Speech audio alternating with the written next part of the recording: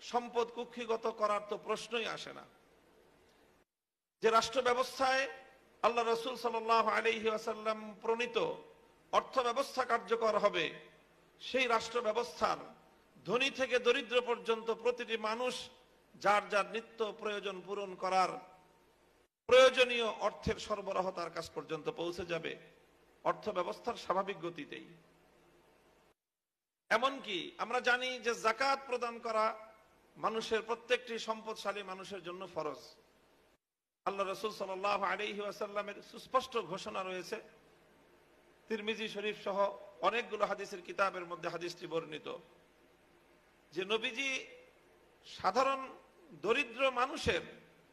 অর্থনৈতিক নিরাপত্তা নিশ্চিত করার জন্য যে একটি মূলনীতি ঘোষণা করেছেন, সেটি হলো যে ইন্না ফিল মালি লাহাক্কান সিওয়াজ যাকাত,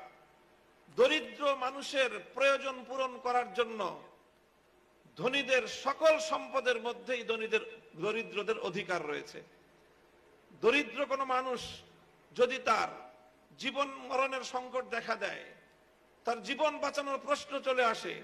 তার সন্তানের জীবন বাঁচানোর প্রশ্ন চলে আসে, তাহলে ধনী শুধুমাত্র যাকাত দিয়ে ক্ষান্ত থাকতে পারবে না, বরং এলাকার ধনীদের সকল সম্পত্তিগুলো দরিদ্রদের জীবন বাঁচানো পরিমাণ প্রয়োজন পূরণ করার জন্য সকল সম্পদ প্রয়োজনে বাজেয়াপ্ত হয়ে সকল দরিদ্রের মধ্যে বণ্টিত হবে। ইসলাম প্রদত্ত এই অর্থ ব্যবস্থা, রাহমাতুল লিল আলামিন সাল্লাল্লাহু আলাইহি ওয়াসাল্লাম প্রণীত অর্থ বন্টনের এই নীতি যদি আজকের এই পৃথিবীতে বাস্তবায়িত হতো, তাহলে এই পৃথিবীর কোনো জায়গায় একজন দরিদ্র মানুষও অনাহারে অর্ধাহারে দিনাতিপাত করত না। কাজেই আজ এই যে অর্থ ব্যবস্থা নিয়ে পৃথিবীতে এখন যে পুঁজিবাদী অর্থ ব্যবস্থার যে পশ্চিমা সভ্যতার কাছে আজকে আমরা পৃথিবীবাসী, গোটা দুনিয়া আজ তাদের হাতে জিম্মি, এজন্যই তারা